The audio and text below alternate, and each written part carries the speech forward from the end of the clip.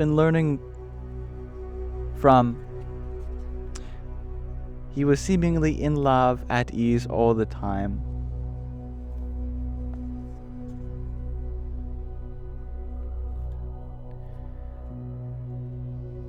We are now in the 4th chapter on embracing all.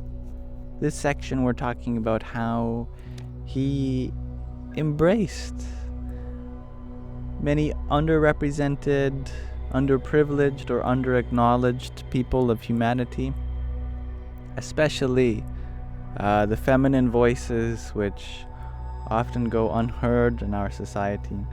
It goes to show that there is a way in which, despite our patriarchal world, we can strive for a more feminine-friendly spirituality, even in terms of big organizations, as he was once the president and guru of.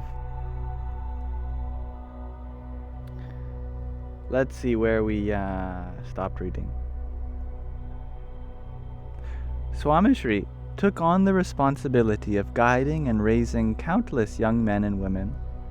Tens of thousands of women wrote to Swamishri with their problems, seeking spiritual and personal guidance. Their letters were answered promptly and with pragmatic advice. Despite having to communicate with the women through written word and intermediaries, Swamishri was able to relate to them in a way that was not condescending or distant, but rather spiritually intimate and inviting. I believe I read this last time, so I must be starting on the wrong page here.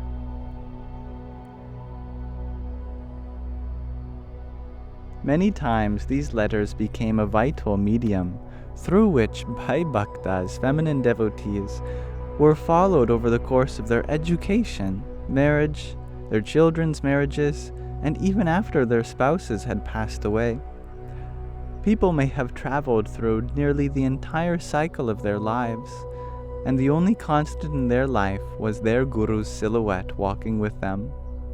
Smitaben Patel lives in Edison, New Jersey, but her journey began in Mombasa, Kenya. It had been a rocky one for as long as she could remember. At the age of 4, Smitaben lost her father. Though she had the support of her mother, younger brother, and extended family, she would feel lonely, as if she had been deprived of the social relationship between a father and a daughter. She noticed how her friends relished their relationships with their fathers. She often asked herself, how will I experience that relationship? Will I ever experience fatherly love? Swamishri considered her feelings and understood the role he needed to play.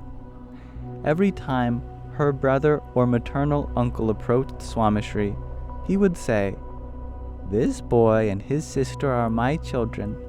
I am going to raise them. They are my responsibility."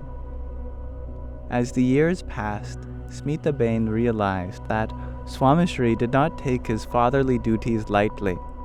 He was a part of her decision to move to India for pharmacy school and finish her first job. Swamishri initiated her brother into the sadhu, the monk fold, in 1981, and he again reminded her uncle and brother, "Do not worry about your sister and niece. She is my daughter. I will be there for her until the end." A few months later, Swamishri noticed U.K. Patel in line for his darshan in Bochasan. He pulled him to the side and said, "I have a proposal in mind for your son's wedding. Are you looking?" U.K. Patel asked, "Who is the girl? Who is her father?" Swamishri's face lit up. "She is my daughter, and that is introduction enough. Speak to your son, Girish, and we will work out the details when I come to Ahmedabad." Girish Bhai was thrilled that Swamishri had suggested a young lady for his match, and especially someone the Guru had introduced as his daughter. Swamishri arranged for the engagement ceremony in Bochasan. When the priest officiating the ceremony asked Swamishri whose name to use as the father of the bride, Swamishri spoke up before anyone else. "Use my name. I am the father." Smitaben's entire family watched with tears in their eyes. The Guru shared a special spiritual bond with his daughter. Swamishri instructed a few senior sadhus to look after the young girl's wedding ceremony. A few days before the wedding, Swamishri suffered a major heart attack. He was resting in Vadodara and had instructed U.K. Patel to report back to him after the wedding ceremony was complete. As soon as U.K. Patel arrived, Swamishri tried to sit up in his bed and folded his hands. "I apologize if anything has been left out on our part. I am the daughter's father, and I have been ill. Though I tried to arrange for the festivities through senior bhaktas, devotees, I hope you will forgive me if something was lacking." It was a traditional Indian custom for the father of the bride to ask the groom's party if everything was to their liking and apologize if there were lapses in hospitality. Seeing his guru apologize with folded hands while still recovering from a major heart attack, U.K. Patel was again reminded of Swamishri's commitments to his daughter. As Smitaben progressed through her life, Swamishri continued to be a part of it, like when she moved to New Jersey, as she had children, and as her children grew up. I too have witnessed Swamishri speak of Smitaben's daughter as his own when suggesting a potential suitor more than 30 years after he had done so for her mother.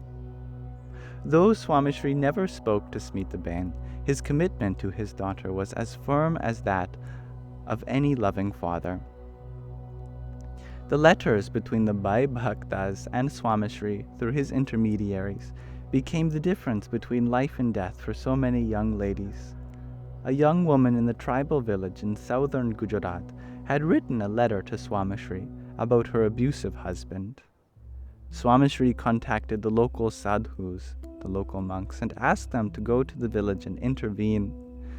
If the husband was unwilling to change or seek help, he instructed them to ask bhaktas, devotees in Surat, to make arrangements for this young lady and her children. A similar story in New York unfolded in front of the community. Usha Bain was a tad warmer than most of the 7-line subway train, headed to Manhattan from Flushing, Queens. Her feet were cramping, and her head was pounding.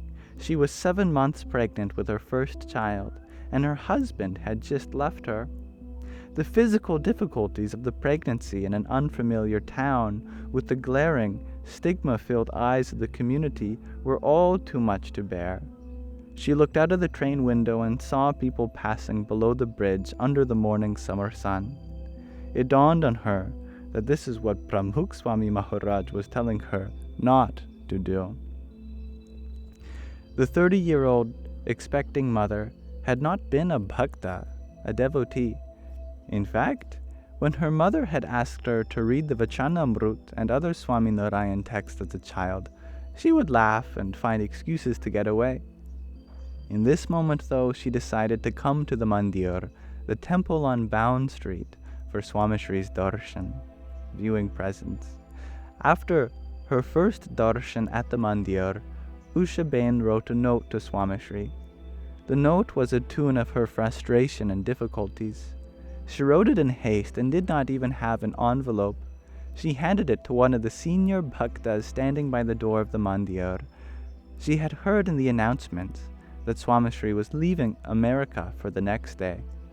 She hoped that her note would make it to Swamishri, but she could not be sure. A day after Swamishri departed, Usha Bain got a call from the senior devotee, who said he had a response from Swamishri drafted by one of the bhaktas in his service. Usha Bain was overjoyed. With Swamishri's advice in her hands, she read the note over and over.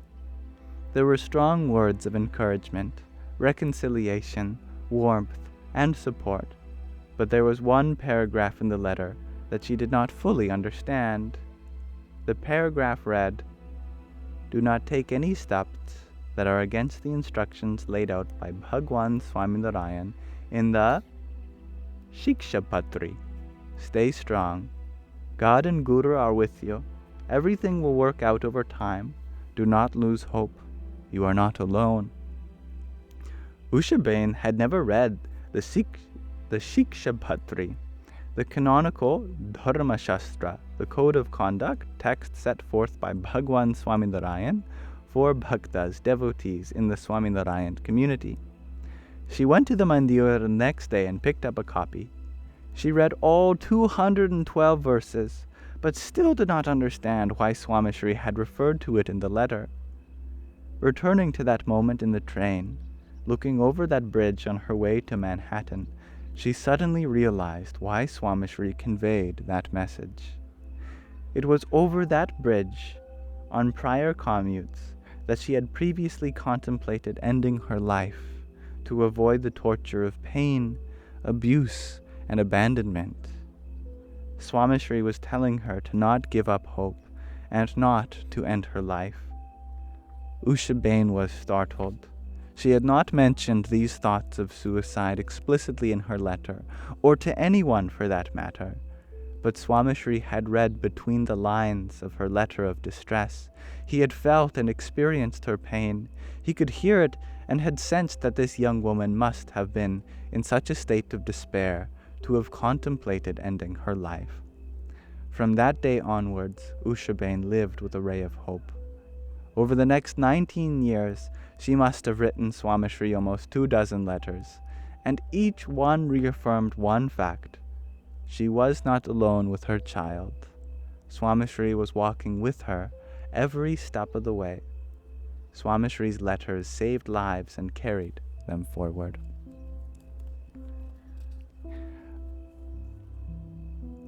All right, I'm going to pause our reading of In Love at Ease there for now. So, thank you for listening.